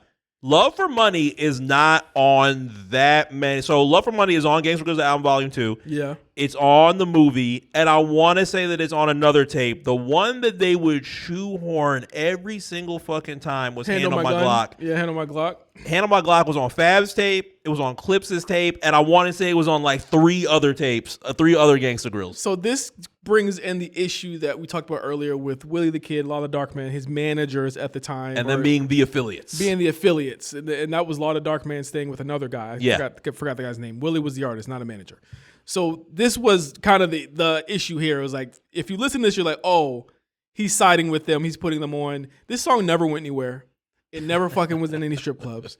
Only person playing this song was DJ Drama, because I tell you right now, 15 years later, I'm not playing the song either. This was a skip. I thought your man was on there. Who? Didn't Trey do a great hook? That's not my fucking man. Don't say VA, that. That's your VA buddy. Don't fucking say that. I got the love of money. Don't say that. I'm going to tell you what we really was doing in college. What we was really talking about in college. Fucking photo shoot, motherfucker. Oh, well, I mean, yes, absolutely. I'll put this in the Gucci top 5. Should be. Gucci, maybe for some, even top 3. Hey, like Tommy Lee and Pamela, I'm fucking on the camera and the stamina on the animals. Gucci is no amateur. Ja Rule the damn. He said his name wrong as shit. Ja Rule the damager can damage your handle. Yeah. Two girls on the bike, one on the back, one on the handlebar. For a Ferrari F-130, so I call that bitch Tarantula. Like a Canada on calendar. So shout out to my manager. Got walked through inside South Africa. I jumped in my for Acuras. I flip it just like spatula. She sucked me just like Dracula. She sucked me just like Dracula. Yeah. When he gets into the second pocket, everybody in the club. Everybody in the club. Niggas just arm in arm, hand in hand. In college, so you wearing a polo in the club. And he says, polo like a college boy. No, I'm not a college boy. I am a Swazi boy. I'm tatted like a biker boy. We are the Swazi gang. Tatted like a biker gang. Run it up, and bet it up. Bitch, you don't want to bet. Pull up in my Chevy bed. Nah, you ain't ready yet. What did your girl get? Dosey bonnet, dosey shades. Don't you want to see the boy? See the boy. See the boy. Come and take a Polaroid. Camera flash. I see your ass. Look at what you're looking at. So come and take a camera flash. Jury game amazing. Card game crazy. Guccimania flare walking around the city, say cheese, right with the dog. What? It's a photo shoot. When I hit the mall, what? It's a photo shoot. When I'm in the club, it's a photo shoot. Go on, get your camera phone. Let everybody in the club shoot. It's a photo shoot, girl. It's a photo shoot, girl. It's a photo shoot, girl. It's a photo shoot. When I'm with your girl, every time it's a photo shoot. Go and get. Why you gotta be with my girl when it's a photo shoot? Hey man, I told you there's four things that Gucci lives by: girls, cars, drugs, and what was the fourth one that I brought up earlier? All right, death and destruction. Oh. You want to go? Oh, that's the other 4. That's the evil 4. Death, destruction, mayhem, murder, and madness. That's the 5. That's the 5 when it's evil time. But when it's just like happy Gucci, it's killing the parking lot, cars, girls, and drugs. Yeah.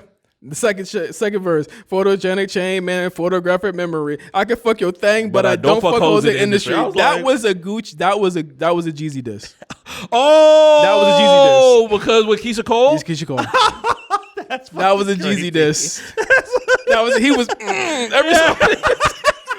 That's fucking hilarious. That was a Jeezy diss for at sure. the time, was that Dream Man.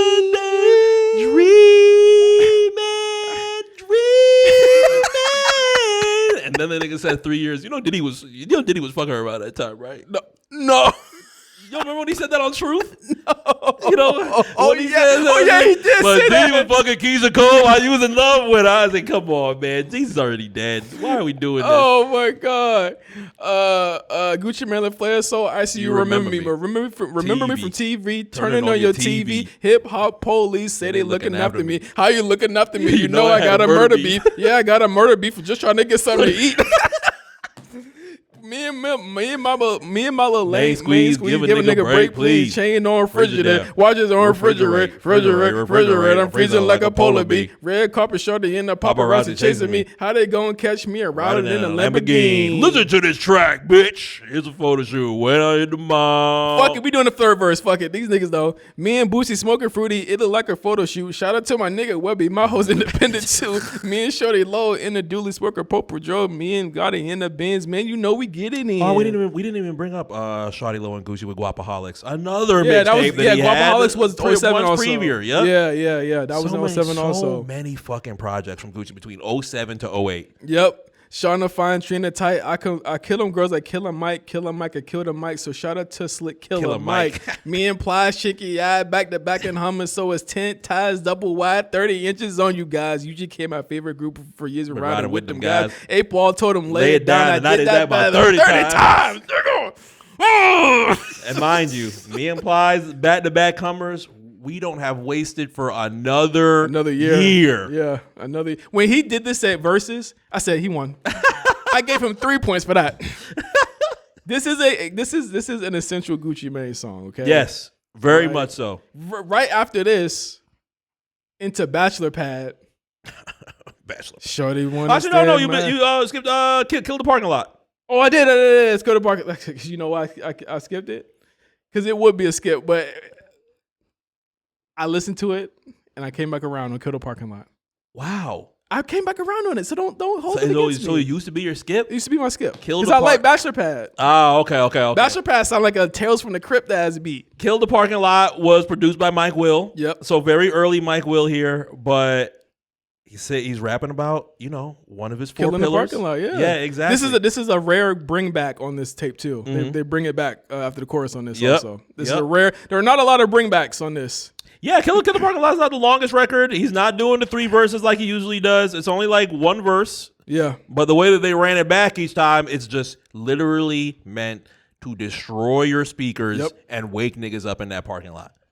Then we get the Bachelor Pad. Finally, shawty wanna stay at my Bachelor Pad. Wanna slow dance in my mansion. Shawty wanna stay at my Bachelor Pad, but I'm a bachelor and I'm happy. That beat is like some different type of futuristic type shit. Who produced that? What? Drama produced this? Nah, he didn't produce it. I'm about to say, no, the fuck he did. I know the fuck he did it. Ain't no fucking way. Yeah, this is just details not being somebody probably didn't know who produced it, which happens. I wonder. I'm about to go look. This is another verse where I would say that Gucci's just better than Jeezy. Shawty harder than a hippopotamus in the Sahara. How the fuck do you get that off? with gold teeth in your mouth and all of this shit going on with the rump like a rhinoceros, just like Takara, and ask like an astrologist. I need a telescope and asked her what a zodiac sign was so I could read a horoscope. Back bench, she switched it like she practiced.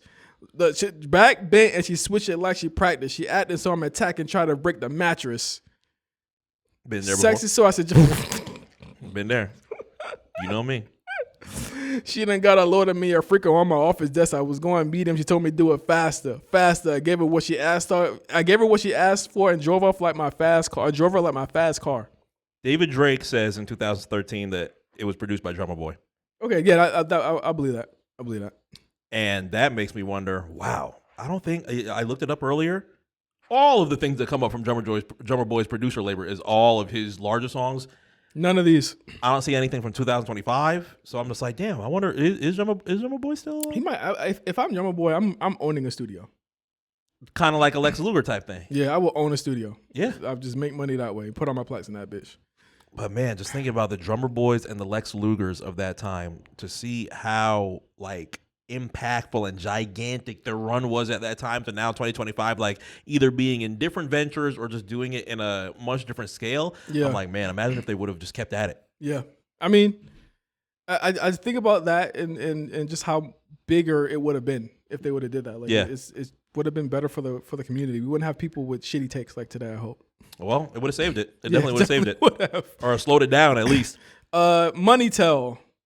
We get to the second half of the tape. Yeah, the second half of the tape was a little bit different. You like, with most mixtapes, you always have like your slow down a little bit. Yeah, but I mean, there's still stuff here. Money Tell just isn't one of my favorites. Like, the chorus is cool. Like the second part of the chorus where it's like, you got me really, really dilly, really jilly, because I'm really see is like he just giving you the songs he just had on the hard drive, nigga. Yeah.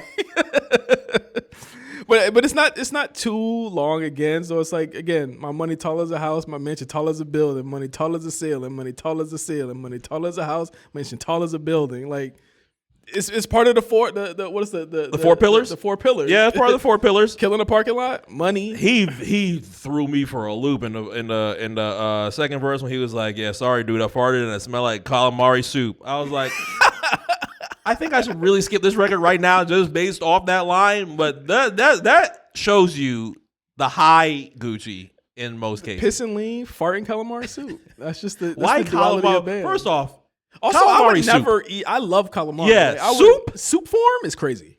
I don't think I've ever heard of calamari soup. It's just like squid, though. I'm about to go look at calamari soup. I think it exists. I think it's just squid in there. It's probably rubbery as fuck, though. But what kind of soup are you putting with the? Is a versatile dish finding tender squid in a flavorful broth? I look good as hell. This one doesn't. This one looks pretty. Amazing. This one looks pretty good. I might make calamari stewed with tomatoes. Okay, this looks kind of fire. I'm gonna fuck with that. This corn one, I'm not doing that one. You find that at the work potluck. Yeah, no real Italian made that. Yeah, but this calamari stewed with tomatoes might be all right. Next song is Smoke. Here comes Willie the Kid again, bro. Say, hey, bro, put me on a couple now. I take advantage, make a body vanish. I said, just like this song, and I skipped it. Willie the Kid, the way he like broke up like a really strong core of like Southern rap for a while, just fucked things out. Like him breaking up the Drama Jeezy thing. I think the Gucci Jeezy thing gets broken up earlier if they don't break apart. Sure, when they do. Sure, I really do. Yeah, it's well, not like patched up, like, but it at the very least. The tension subside. Yeah, when it gets volatile. Yeah, like Drama makes it worse. I think Drama falling out with him makes it actually worse. Yeah, I think if this doesn't happen, and who knows where Drama goes with his ventures, if he keeps with producing his projects, if he keeps finding other artists from Atlanta. Obviously, Gangsta Grillz does not slow down for a very long time. There's still Gangsta Grillz dropping today. Yeah. But had he not subsided with the enemy, then yeah, I think pouring gasoline on it with what they did clearly with these 3 installments of the movie definitely didn't help it. Yeah. Until they said, yeah, we're going to do a treaty, and then we faked it, and then we got back in the beat. 2 is obviously to me a cash grab. I don't think anyone will ever talk about 2. But 3 is like clear. He's like still fucking. He's fucking up Jeezy on there. He's fucking up Jay-Z. Yeah. He's just in mad niggas on there. Like it's crazy. Well, part 2 is 4 in the morning. He ain't gonna lay it down. But I'ma beat it up. Yeah, I'ma beat it up. Come on, I'ma beat it up. It also had Gucci on there with Shauna. Shauna and early Nicki Minaj. Yeah, early this Nicki was Minaj. Around the time. I can't think of So Icy Nicki. I don't even think Gucci has a verse on that. Does he? Hell yeah, I love that Gucci. Let me hear that Gucci. Please play that Gucci. I want to say he does. I think he has a short verse, but the girls have really long verses. Okay. I think the girls like take over that record. But again, Gucci fucking was putting Nicki very, very front and center at that time. Girls Kissing Girls was a couple months after this. Yep. Girls Kissing Yeah. Oh my God. I kind of wish we did Riding on the Wall. Because Riding on the Wall, start to finish. On the Wall. Start to finish. Start to finish is probably better than the tape. Well, you get First Day Out on track 5, yes. Going in? Yep. Perfect Diamonds is crazy. Wasted is debuted, I believe, on this tape. Check. Gorgeous is First on here. Day Out? Yep. Oh, I forgot he had the record with Joel's on here. Yeah. Girls Kissing Girls is on here. Pussy Rehab's on here. I forgot Young LA's on his tape. Busta Rhymes is on his tape. I forgot. Right on the Wall is probably better than this. Oh my God, this is the first ThrowBLKs we're looking at. This so we're looking at it in the middle of it and saying we should have done Writing on the Wall, but then it's kind of difficult because do we really want to talk about Show Me? Like Show Me is like such a throwaway song on here. Oh, don't do Show Me like that. Show Me, I wish I would have been in late 2000s Atlanta strip clubs and heard Show Me. I'm sure this shit did damage. And maybe if it wasn't in the bigger name strip clubs, sure. But if I gotta go to the joints that are off on the side, like what's the tier underneath like your Blue Flame, your Follies, your what else? You gotta call somebody on that one. A lot of them aren't even around no more. That's true. A lot of the Atlanta strip clubs aren't around no more. But what is like the tier underneath like your Onyx, your Magic City, your Follies? Like I would love to hear that in those tiers of strip. I'm sure this is doing damage there. I don't know. Show Me was a skipper. I think I just started getting like I just want to get the shirt off. What about Lost My Mind? I just skipped that one. Oh, you skipped Lost My Mind? Yeah. Lost My Mind. The only reason that I wouldn't skip it had Willie. It had Willie on it. That's why I skipped it. No. Lost My Mind is Drummer Boy. It's just. Oh no. I was talking about the one before that. Smoke. We can skip. But Lost My Mind is so fucking good because I guarantee you, if you have a sound system of any capacity in your car, if you play Lost My Mind, I think I'm going crazy. They're saying I'm rapping crazy. Call me Gucci, man. I'm going damn insane. If you play it in the car, watch your windows. They might fucking shatter. You are obsessed with shattering windows. If there's a day that I can just shatter a window with just you gotta pay for it. I mean, yeah, you gotta pay for it. But to know that your bass is just rumbling like that, oh my God, I live for that. Like I said, car culture for the most part is a little bit separate from the rap car culture that we had in the late 2000s that's kind of separated, but 12s ain't going away in my opinion. 12s I'll put in my car today. I want to talk about Hot Stuff because his soon to be wife is on this song. Wow, I didn't realize. She's the girl on Hot Stuff. Wow, I did not know that. So funny, but remember they've been friends for a really long time. Yeah. So like them actually getting married is actually kind of cool. Yeah. And she's on the movie. Yeah. I did not know that. What about Living the TV? Or skipping Living the TV? No, I actually like Living the TV a lot. Okay. Living the TV is up there with one of the best songs on the second half of this. So I See the Pharmacist, Coca Lee's like Sosa. I Shoot You Just Like Tony when homie knocked his sister down. Like, Scarface, Gucci molest him. But again, he's still going back to Gucci Tarantino, Casino, Gucci Pacino, and Gucci made soprano more keys than a grand piano. Like, he's keeping with the movie theme, and that's why I like this. I forgot the last two lines. I forgot I was playing this, coming back up yesterday, and I put the windows up on the second verse. Oh yeah, tell your boy the truth. That daddy is a burr, and then the burr after is crazy. Only reason that you had it was for your fucking taxes. That's crazy to tell somebody. Well, is it Cap? I know he was talking to. He was talking to Jeezy. Hey man. And then we have, of course, at the end, Shirt Off. Well, Top of the World with Jason Caesar. I skipped that shit. You skip it? Yeah. Top of the World. I just want to get to the super classic. Well, we already got to the super classic that's on the tape, but Shirt Off. Shirt Off is kind of like a remnant from another tape, though. It didn't originate on the tape, right? I feel like it originated on something else. When we pull it up, it's coming up on Traptacular, but I don't think it's not that. It debuted on Traptacular. I heard Shirt Off before I heard this tape. What was Shirt Off originally on? Let me take a look at my iTunes. The Shirt Off had to be on one of the Ice Attacks, right? Or one of the EA Sports Centers, right? And I fucking hate the Shirt Off that's on the movie because it's censored. Shirt Off. Oh, I have Save vs. Ray J Davis, but that was on the deluxe. Damn, what was Shirt Off? Oh, Shirt Off's on Wilt Chamberlain. Yeah, that's where it came Shirt Off's on Wilt Chamberlain. Ah, okay. So this is before it had everybody on it. It might have just been. This had the 1017 niggas on it. Yes, exactly. Yeah. It's just like a Candy Lady on Bird Print. Oh yeah. I thought they put the remix on it. I always felt like the original Candy Lady was better than the remix. Yeah, other than Woo the Kid's verse, I thought Candy Lady was just better originally. Woo the Kid's so funny. Woo the Kid. Yes. And he hit that shit. He's falling off a cliff. Can't believe that's Walker's brother. That's like one of the funniest shit. That's his real brother. Didn't know that. Yeah. Didn't know that. That's if you would have told me Frenchie was a real brother, I would have believed you. I would have believed you more. I take my shirt off and all the whole stuff. Again, stop breathing. The mark that this song made on Atlanta rap. Yes. It can never be taken away. Yes. Everyone references this song.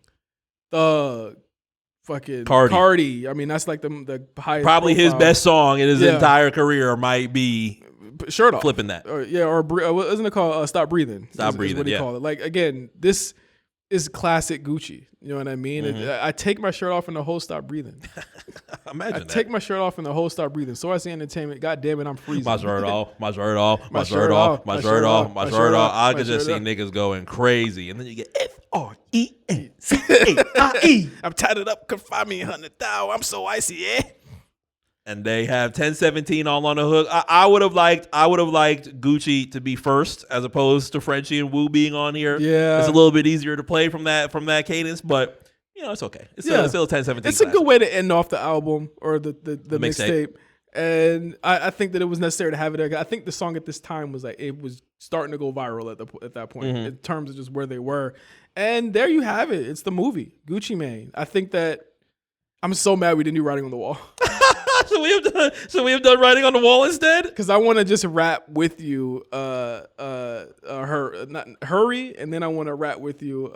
First Day Out? First Day Out. I want to rap with you. Hurry, First Day Out. What's the second song on there? The third song on there? I love Perfect Diamonds on Writing on the Wall. Standing in VIP, 150 deep.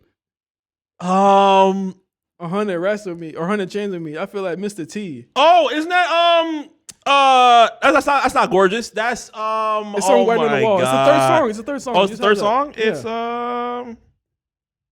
Send in VIP, 150 deep. What the fuck is it? Going in? Going in. Okay. I'm going in. Yeah. That's my shit. Okay. That's my shit. This was 1017 at their peak too. Yeah. In 09, we get more classic Gucci and more of 1017 is on the way because Salute Me or Shoot Me. The first Salute Me or Shoot Me is like end of the summer, and that leads into the fall of 2009 where Flocka starts going crazy. And we get LeBron, Flocka, James. Man, good times. I mean, after this, we're into 09 where it was Gucci's first attempt to kind of go commercial. Yeah. He would make appearances. He signed to Warner Brothers in 09. Okay. He appeared on Boom Boom Pow for the Black Eyed Peas. He was on the Obsessed remix with. He was with Mariah Carey. With Mariah Carey. To hop on an Eminem diss was hilarious. I was like, Eminem about to be pissed, but we never got Eminem. He ain't never been afraid. Yeah, exactly. Gucci ain't never been afraid of Eminem. So I don't know why you said that. He ain't never been afraid of that nigga. And Eminem ain't never said nothing. Nothing to Gucci. Yeah, exactly. Eminem dissed Nick Cannon before he dissed Gucci. That's he was crazy. on 5 Star by Yo Gotti. He was on Mario's Breakup. Oh, yep. He had 17 guest apperances in 2009. Yep, that was his commercial era to start getting to State vs. Ray J Davis. And then we got Lemonade in 09. We got Wasted in 09. We got It's So Good to Be Back. It was, again, he went to jail right after this. And it slowed it down a little bit, but we got Burprint 2. Yeah, we had Burprint 2. They had to put that all up together and get his phone calls from jail. But then we had The Appeal, which is where we'll end. We'll end here because The Appeal was not well received. And not at all. Even though I like Making Love to the Money. That came from a tape. Oh, that came from Gucci 2 Time. It was on Gucci 2 Time. Was it Gucci 2 Time or was it what was the shit that he had? He was on the cover and it was like he was he just won the presidency. No, that was from a Gangsta Grillz, actually. What, Making Love to the Money? Yeah. Making Love. It was from the one where he was in was he in a car? I want to say he was in the car and it was like he won the presidency. Yeah. Fuck, which one was it? It was a Gangsta Grillz. Guccimania. It was when he used to do Gangsta Grillz. When they used to do Gangsta Grillz, that came out right before the album. It had album singles on it. Yeah. Damn, I'm trying to remember what it was. It was called. Nah, it wasn't jury selection. It wasn't jury selection. Yes, it was this one. It's Mr. Zone 6. That had a crazy intro. Mr. Zone 6. I need to go find this. Is Mr. Zone 6 on streaming? Mr. Zone 6. Hold on. Let me look. Mr. Zone 6, Spotify. That had a crazy intro. It is. I'm listening to it today. The album's actually worth. Oh, yo, what did you? It's called It's Going Up. Yeah, it's going up. Here we go. With Bun B and God. It's on here. I need that because it had songs from the Make It Look to the Money was off this Gangsta. Oh, was this? John and Guccimania. Why did I think it was Holiday? He would kind of tag team on some of these. Yeah, exactly. Some of these. But that is the movie. We're gonna go listen to more Guccimania tapes. But we'll also be back with you guys to talk about other shit on Don't Steal This Podcast. Yep. We're gonna talk about our costumes because October. We do got to get our costumes in order. And we're gonna have to do it early because I'm gonna be back in Palm Beach at the end of the month. So we'll be dressing up. We might have to get that right. There's gonna be maybe a pumpkin right here. We're gonna be doing some stuff. Just bear with us. Okay. Next episode. So we're gonna be back with Don't Steal This Podcast. We're gonna be doing our outfits. We're gonna be talking about scary stuff. And Mark saw a movie, so we're gonna talk about that because I'm gonna try and see this movie that Mark saw.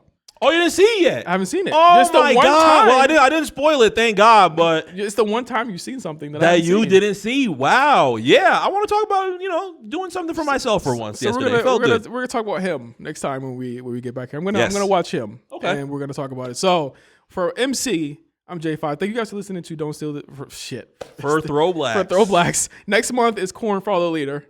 And we got more episodes for you next month. So thank you guys for listening. For MC, I'm J5, and we'll see you guys soon. Peace. Peace. Brr.